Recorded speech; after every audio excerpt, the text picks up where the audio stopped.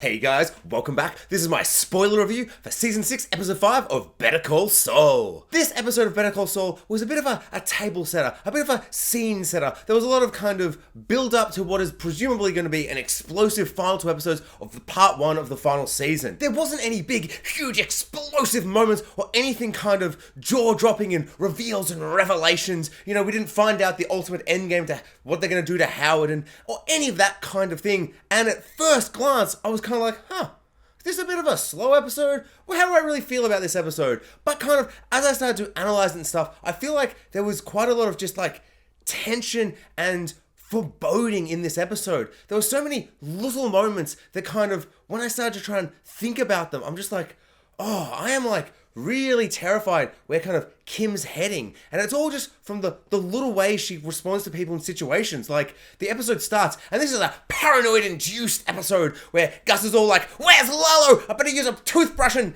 clean my toilets. Just the neat freak. I would not like to live with him. I'd get home and he'd be like, you didn't clean the shower with the toothbrush yet. And I'm like, Gus, I'm never gonna do it. Gus, I'm never gonna do it. Gus is freaking out. Kim's freaking out. She's putting the chair up on the door, looking out the windows, terrified about Lalo. There's a great presence of where's Lalo? And this episode, it really made me go, oh, okay. I've been really disappointed. We've had no Lalo for 3 episodes.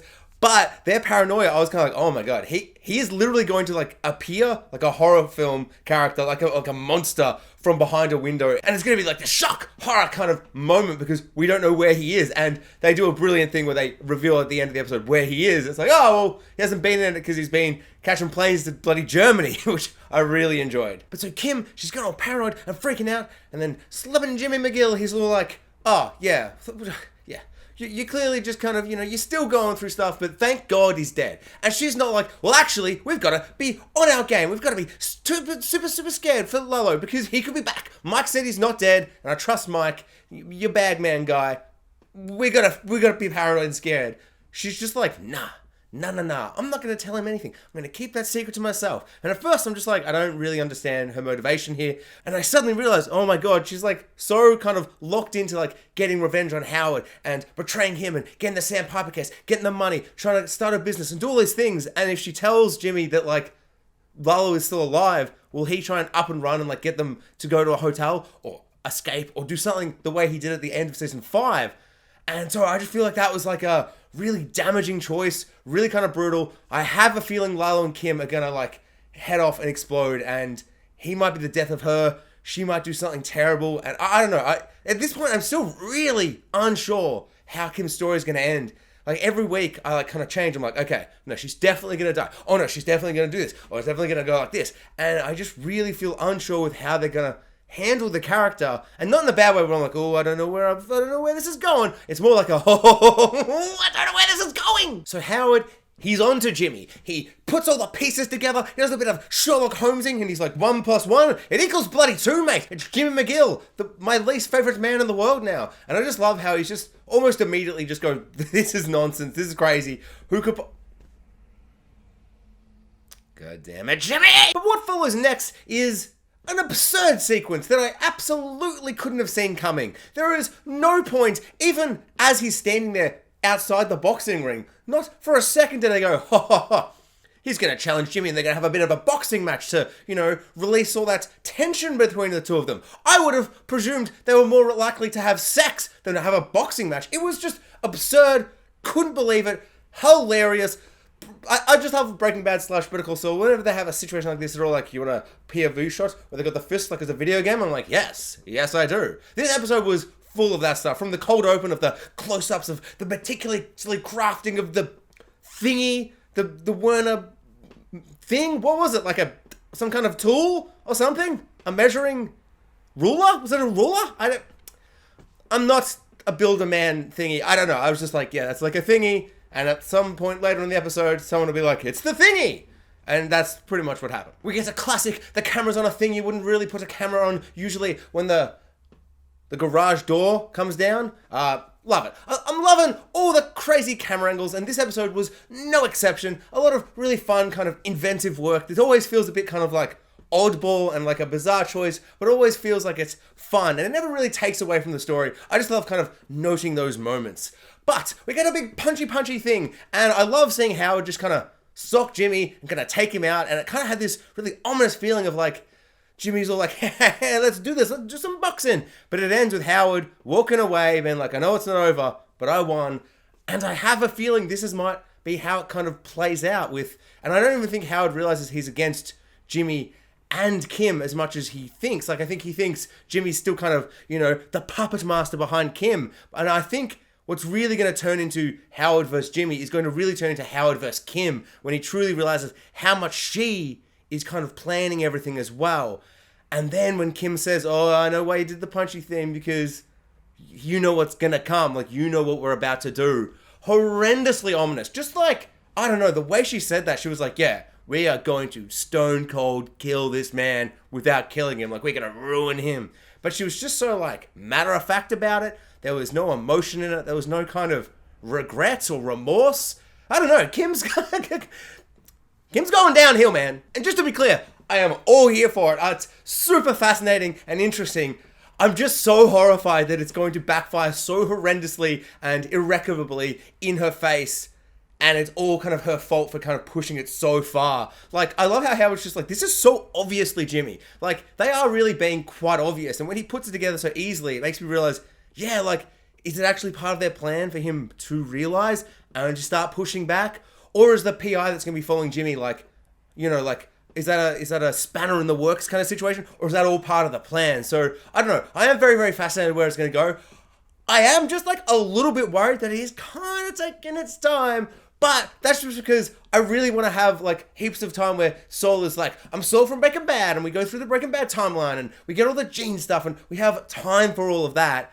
So, I don't know. I really hope the Howard stuff plays out and isn't ended on like a cliffhanger at the end of this part. There's only 2 episodes left. So I do worry a little bit about the pacing of everything and just kind of like, but I think that's just like, when you're in the forest, you can't see the forest for the trees or the trees for the forest or whatever that metaphor is. But then once the season is over and then once the series is over, I will look back and be like, no. Look at me yelling about pacing when the masters of Breaking Bad are perfectly crafting this final season. And, because Lalo, where is he? What's going on? I wish he was in it. And then when he appears, I never would have expected that he appears in Germany, speaking to Warner's ex-wife, his widow, and just that whole sequence was so amazing. That is perfect use of Lalo. He's charming, he's sexy, he's charismatic. Look at the mustache! Anyone will want to sit there and have a drink with him at a bar. But there's just that undercurrent, that just belly of the moment of the scene of just being like, he's just got nothing but nefarious reasons. Like, why is he there? What's he trying to get from her? Is he going to murder her in just horrendous cold blood? Even just when he walks into the house and we get that kind of moment of relief where, the big wide shot all night and time lapses all night and I'm just waiting for him to creep into the house and murder her silently and to, like, imply a murder overnight or whatever. But in fact, no, he waits for her to leave. But then as he walks through the house, I'm like, oh, is that dog going to cause him trouble? Is he going to kill the dog? He could do anything. And I really love this kind of use of the character where he's just going to do anything and he'll do anything and everything to kind of, get his way. And I just love that. And of course, he gets a little thingy and he's like, it's the thingy from the cold open. It's relevant or whatever. And I'm like, it is relevant. I guess now he knows where to find one of the other German boys. Like, they must have sent it to him. It's like, oh, we're sorry, you're dead. Have this, Mrs. Werner. So presumably he's going to track down one of the German boys and be all like, what's going on in the basement of secrets or whatever? What's going on with the super lab? And find out about the super lab. But also, the rest of the cartel never find out about the super lab because they know there's no super lab, right? Or am I misremembering Breaking Bad in that way? So I kind of feel like part of me is like, I feel like he can't find out because of Breaking Bad. But also, maybe they do know. And by this time, they're cool with him having a secret little super lab where he can make more meth and all that stuff. So I guess it is still up in the air with what's going on with Lalo. But I am kind of excited to see some of the German boys back. Presumably, we're going to get the main one. Like the one that was the main guy. And finally, on Lalo, I mean, apart from just being like, it's Lalo, look at him, he's back, I'm so excited. I'd already written my note, 4 episodes without Lalo, intolerable. I am so angry. And like, as I'm writing it, he appeared. I'm like, oh. Nice. But it was really awesome. After all that tension and all that horror of like, oh, he's going to do anything. He's going to murder this woman. Please don't do it.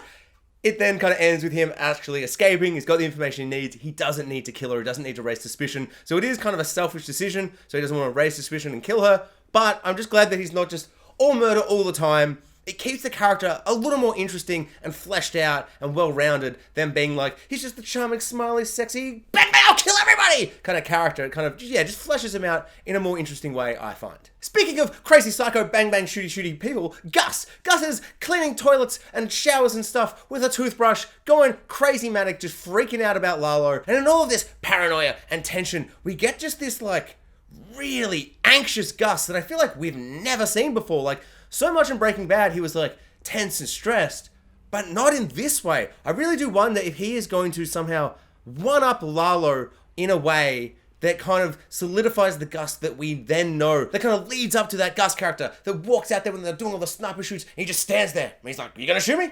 You gonna shoot me? I don't think so. Whereas this Gus feels a little bit more like, I don't know, just so much more anxious. Like, he's looking around at Los Polos, he's like freaking out at home. Like, I don't know, he has this anxious paranoia that I feel like we've never seen before, which was kind of surreal to see. He's always felt kind of more cool and calm and in control. So it is quite interesting to see this Gus. And as well, because they're all hiding out and going into their house next to his house, we get this incredibly hilarious and just bizarre moment where they open the trunk and hiding in the boot is just Mike, just hiding undignified, uncomfortably in the trunk. And there was just something so amusing about that moment. There's just something so hilarious about Mike, this old begrudging man who's like, oh, I've resigned to the fact that I'm this guy, but also the undignifiedness of him just crawled up in the back of the trunk as if he's like a teenager trying to hide too many people in a taxi. And it was just an absurd, hilarious moment. I would love a point of view shot for ages of him just sitting in there being like,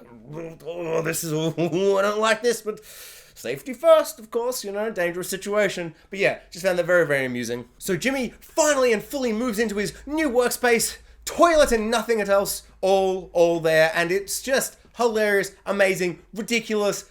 Absolutely just love the vibe. I love just how many people are flocking to him now, and it's great to see him, you know, energized and revitalized, and he's like, yeah, look at Saul Goodman go, and he's just, I don't know, there are so many like little moments of Saul that are just so classic. Like, he gets his receptionist from Breaking Bad back, and he's like, we're back in business. How much do you want? Double. Double what? Double whichever's less. I mean more. And he's just such a slimy, scheming lawyer man. And I don't know. I just love his performance. I felt like there wasn't that much he did in this episode, but it's just great to see him Saul Goodmaning about. And I just, I don't know. Every episode we get closer to the end, even if he does do a lot, I just kind of get a little bit melancholy. Well, I'm like, this is one of the last times we get to see Bob Odenkirk Saul Goodman it up and, you know, be all bang, bang, bang, it's me, Saul Goodman, Better Call Saul. And it's just, I don't know, even when I'm enjoying it, like, I kind of finish episodes and just go, it's a little bit sad, like, I don't know, it's coming to an end. And the closer we get to the end, and hopefully kind of move through Breaking Bad and get all the black and white gene stuff at the end in part 2, I am wondering, when are we going to see the film guys? Because they have like an appearance once a season, every season. So I'm waiting for their cameo appearance / just guest appearance in an episode, because I love those characters. Every time they're involved, all three of them have a really fun dynamic. Every time they do a little film thingy with Saul is one of my favorite parts of a season. So I'm on the edge of my seat being like, where are the film students? Give it to me, Better Call Saul. Thanks for watching, guys. Like, subscribe, hit the notification bell, and comment below. I would love to know everyone's thoughts and theories and speculation on all things Howard and what they're going to do to him, how you think Lalo's going to be involved with Kim, and how it's all going to come crumbling down. Do you think we're going to end this season kind of wrapping this all up, leaving the way for Better Call Saul to kind of transition through Breaking Bad in some way for part 2? But yeah, would love to know everyone's thoughts, theories, and speculation on all of that.